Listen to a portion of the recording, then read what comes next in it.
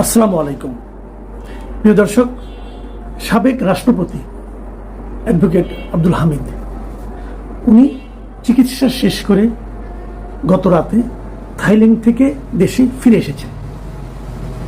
এই ঘটনাটা আমার কাছে খুবই গুরুত্বপূর্ণ মনে হয়েছে। উনি একজন সাধারণ যাত্রীর মতো এসেছেন। সাবেক রাষ্ট্রপতিরা কিন্তু বিশেষ প্রোটোকল পায়, উনি সেই প্রোটোকল পাননি এবং উনি সাধারণভাবে ফিরে এসেছেন। মধ্যরাতের পরে প্রায় 3টার দিকে উনি এয়ারপোর্ট থেকে বেরিয়েছেন যাবতীয় কাজকর্ম শেষ করে, এবং তিনি তার বাড়িতে চলে গেছেন। পুরো 31 দিন পর উনি দেশে ফিরলেন। কিন্তু এই যে ওনার ফেরাটা, এটা যতটা গুরুত্বপূর্ণ তার চেয়েও বেশি আলোচনা কিন্তু হয়েছে ওনার যাওয়ার সময়।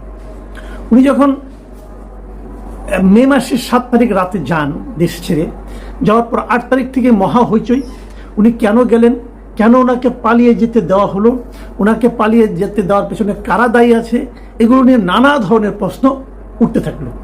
এবং ওঠার এক পর্যায়ে আমাদের যিনি উপদেষ্টা আছেন স্বরাষ্ট্র মন্ত্রণালয় বিষয়ক লেফটেন্যান্ট জেনারেল জাহাঙ্গীর আলম চৌধুরী, উনি বললেন যে তার দেশ থেকে যারা সহায়তা করেছে তাদেরকে শাস্তির আওতায় আনা হবে, আর যদি শাস্তির আওতায় না আনতে পারেন তাহলে উনি নিজেই নাকি পদত্যাগ করে দায়িত্ব ছেড়ে চলে যাবেন। মানে ওনার যে স্বভাব, উনি এরকম প্রায় হুঙ্কার দিয়ে বলেন এটা করবেন সেটা করবেন, কাজের কাজ কিছু করেন না।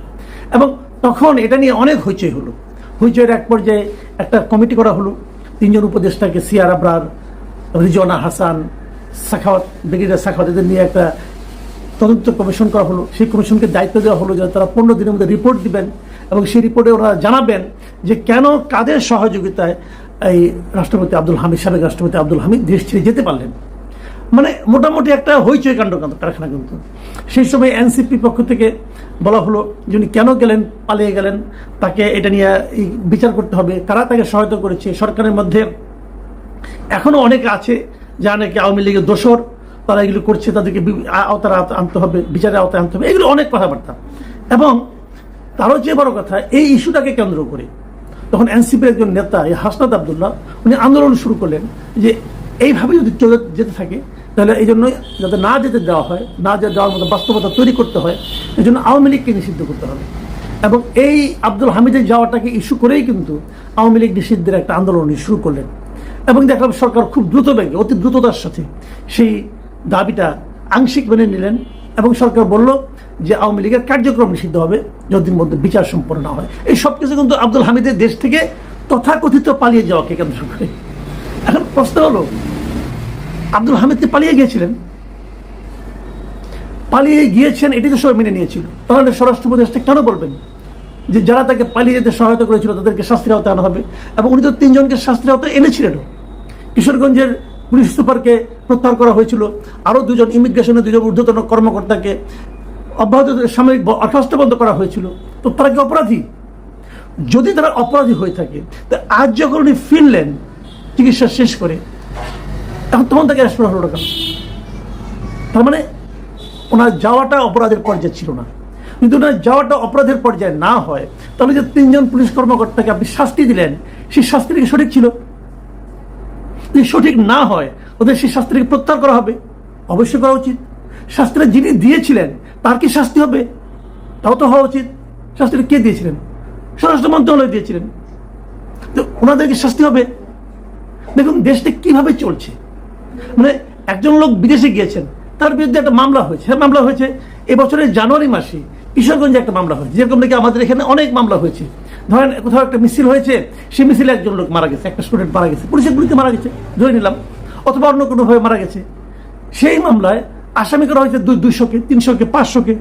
এবং সেখানে মামলাতে শেখ হাসিনার পুত্র, শেখ হাসিনার কন্যা, শেখ হাসিনার বোন, তৎকালীন স্বরাষ্ট্রমন্ত্রী শুরু করে যার যত নাম মনে আছে সবাইকে সেখানে আসামি করা হয়েছে। এবং এরকম একটা মামলায়, কিশোরগঞ্জের একটা মামলায় সাবেক রাষ্ট্রপতি আব্দুল হামিদকেও আসামি করা হয়েছিল। তাহলে সেই মামলায় উনি দোষী কি দোষী না, সেটা বিচার কে করবে? সেটা বিচার করার দায়িত্ব তো হলো সরকারের, তাই নয় কি? বিচার করার দায়িত্ব সরকারের, তদন্তকারী কর্মকর্তা। এখন যদি 200 লোককে আপনি বিরুদ্ধে মামলায় আসামি বানিয়ে দেন, এখন 200 লোকের কেউ কি কোনো কর্মকাণ্ড করতে পারবে না? তারা কি দেশের বাইরে যেতে পারবে না, চিকিৎসা করতে পারবে না, ব্যবসা বাণিজ্য করতে পারবে না, ওদের ব্যাংক অ্যাকাউন্ট আপনি স্থগিত করে এগুলি করবেন? এর নাম আইন। অথবা আমি যদি প্রশ্ন করি এই মামলাটা যিনি করেছিলেন তার মতলবটা কি ছিল, এটা আমি বুঝতে চাই। সে কি আসলেই যে মারা গিয়েছিল তার হত্যার বিচার চেয়েছেন, নাকি রাজনৈতিকভাবে কিছু লোককে হয়রানি করতে চেয়েছেন? সে লোকটা কে, তাকে খুঁজে বের করা উচিত মনে করি। এখন যদি মামলা করলেই তার বিরুদ্ধে ধরনের আচরণ হয়, গ্রেপ্তার করা হয়, তাহলে সেটাকে কি আমি বিচার বলবো? সেটাকে আইনের শাসন বলবো? আমরা একটা মামলা হতেই পারে, আপনি আমাকেও আসামি করতে পারেন, আপনি যে কাউকে আসামি করতে পারেন। তারপর সেটাকে পুলিশ তদন্ত করবে, তদন্ত করে পুলিশটা একটা ফাইনাল রিপোর্ট দিবে অথবা একটা চার্জশিট দিবে, যাই দিবে। দেওয়ার পর যাদের বিরুদ্ধে চার্জশিট দেওয়া হলো, যাদেরকে পুলিশ প্রাথমিকভাবে অপরাধী হিসেবে বিবেচনা করলো, তাদের বিরুদ্ধে কেবল গ্রেপ্তারি পরোয়ানা জারি হতে পারে, তাও সেটা আদালত দিবে। সেভাবে হচ্ছে আমাদের এখানে। আমাদের অনেক সাংবাদিকদের মামলা আছে, গ্রেপ্তার করা হয়েছে, অনেক ব্যবসায়ীকে গ্রেপ্তার করা হয়েছে। কেন? ওই 132 জনের মধ্যে হয়তো উনি আছে 99তম। এটা কি সুশাসন?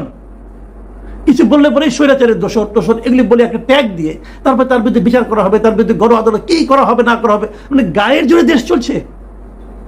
আমরা তো একটা গায়ের জোরে দেশ চালাচ্ছিল শেখ হাসিনা, আমরা তো সেখান থেকে বাঁচার জন্যই নতুন কিছু চেয়েছি, তাদেরকে এই দেশ থেকে আমরা তাড়িয়ে দিয়েছি। তারপর আমরা কি পাচ্ছি, এগুলি কি দেখছি, এগুলো ট্যাগ দিয়ে লাগিয়ে দিলেন আপনি।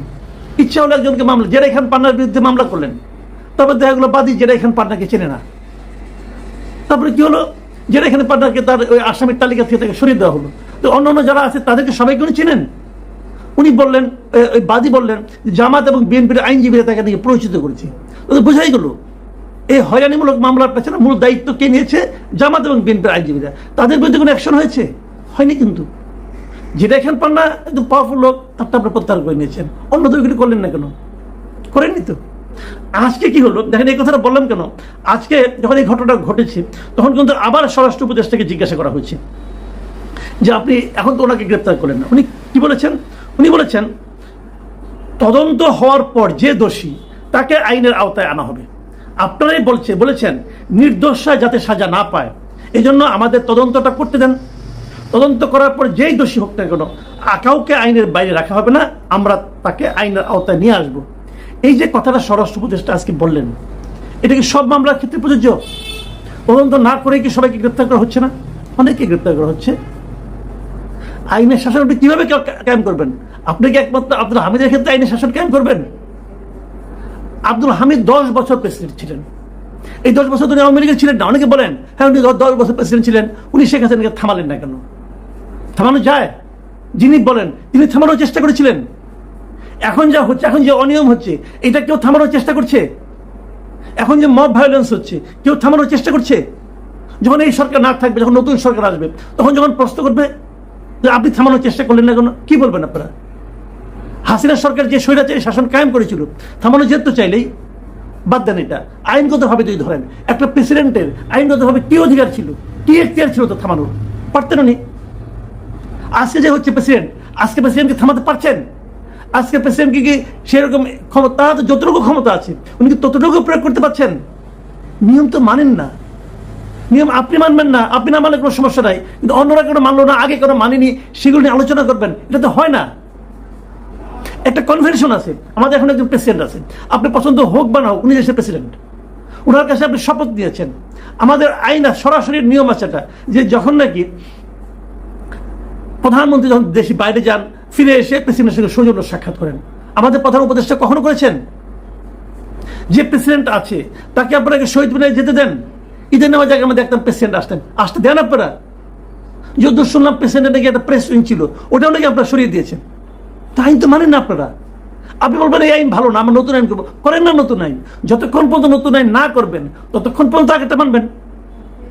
তো এগুলো তো চলছে দেশে, এগুলো নিয়ে কিন্তু প্রশ্ন উঠবে, আজ হোক কাল হোক উঠবে, এবং যখন উঠবে আপনাদেরকে জবাব দিতে হবে। আপনি তো ভাবছেন, চিন্তা করছেন যে আমি জবাব দিব না, ঠিক সময় ঠিকই উড়াল দিয়ে চলে যাব, এরকম চিন্তা হতে আগেটাও করেছে। আমার বিবেচনায় আমি যেটা বলতে চাই সেটা হলো আইন মানুন। ওই যে আইন পছন্দ না হয় আইন পাল্টে ফেলুন, কিন্তু যতক্ষণ পাল্টাতে না পারবেন ততক্ষণ আইন মানেন। না হলে কি হবে, আপনি যখন আইন মানবেন না, কেউ আইন মানবে না, এবং যখন সবাই আইন না মানা শুরু করবে, এই দেশটা একটা আইনহীন রাষ্ট্রে পরিণত হবে, এবং তার দায় দায়িত্ব আপনাকেই নিতে হবে। আপনারা যারা দায়িত্ব আছেন আপনাদেরকে নিতে হবে। প্রিয় দর্শক, এখন এ পর্যন্তই। আল্লাহ হাফিজ।